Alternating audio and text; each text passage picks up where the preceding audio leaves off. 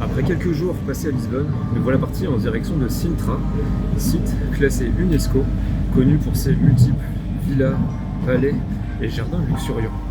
Les billets ne s'achètent pas à l'avance, c'est un genre de RER, donc il faut les acheter à la borne, et le trajet dure environ une demi-heure.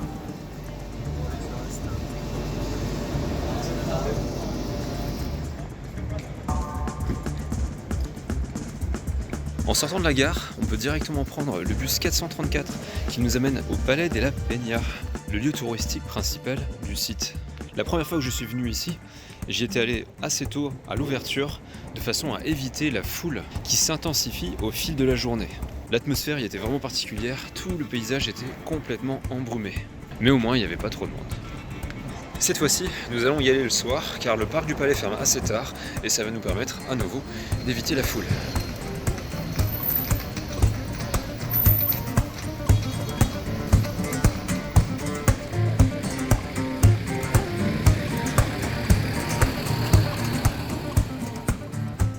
Après 15 minutes de marche depuis la gare, on arrive au Palais national de Sintra. Reconnaissable par ses deux tours qui sont en réalité deux cheminées.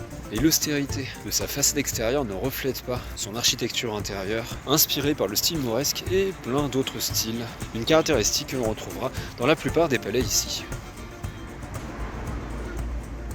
Un peu dans le rush ce midi, mais on a quand même trouvé le temps de manger dans un très bon resto de tapas, Tascantiga, avant de se diriger à 1 km de là à pied au Palais de la Regalera, connu pour son labyrinthique jardin parsemé de grottes, tourelles et cascades.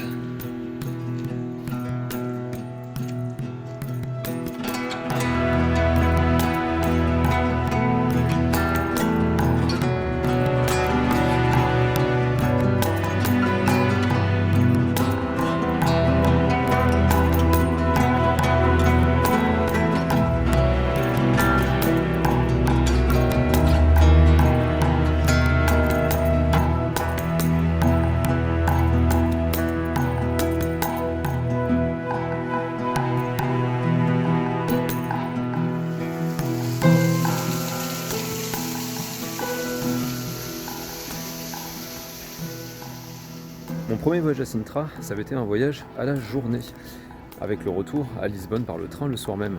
Mais ça m'avait semblé un peu court, et c'est pour ça que pour cette deuxième expérience, on a choisi de passer une nuit sur place, dans un très bel Airbnb, qui a, de façon assez improbable, du porto à volonté, et le buffet du petit déjeuner qui était vraiment pas mal. Pour notre prochaine visite, on va être obligé de prendre un Uber car le palais de Monserrate est un peu loin. Et quand on n'a pas trop le temps, ça peut être une bonne option pour optimiser le temps de trajet entre les différents sites.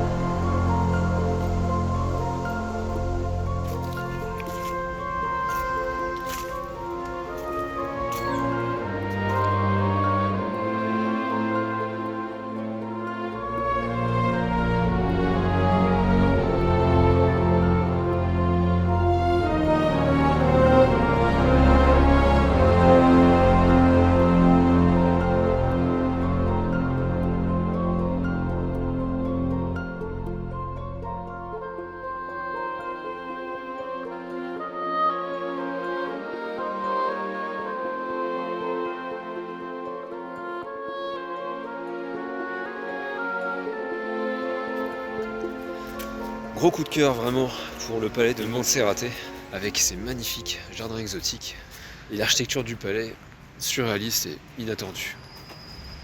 Alors si on a le temps, il faut savoir que la plupart des sites se font très bien à pied. Il y a de nombreux sentiers de randonnée, en particulier celui qui permet de se rendre au château des Morts, un imposant complexe défensif du Xe siècle, situé à environ 45 minutes du centre-ville, auquel il faut ensuite rajouter un bon quart d'heure pour arriver au Palais de la Peña. La plupart des sites fonctionnent sur le principe de créneaux à horaire fixe et ils peuvent vite partir. Certains lieux, comme le palais de Monserrate, sont assez peu fréquentés en raison de son éloignement, mais d'autres, comme le palais de la Peña, eux sont pris d'assaut. Et un truc pour ce lieu particulier, c'est de ne pas prendre de billet pour la visite de l'intérieur du palais de la Peña.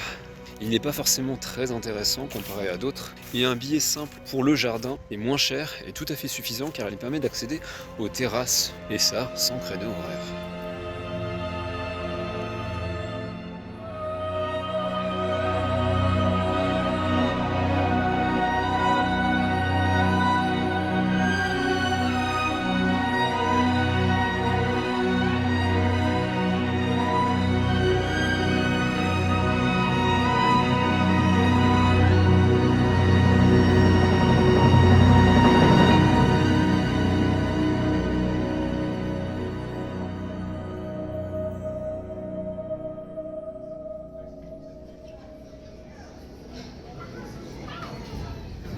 Et voilà, cette longue journée à Sintra se termine par un très bon resto de tapas, à nouveau, Tasca do Chico, et un dessert évidemment dans la pâtisserie la plus renommée de la ville, Casa Piriquita.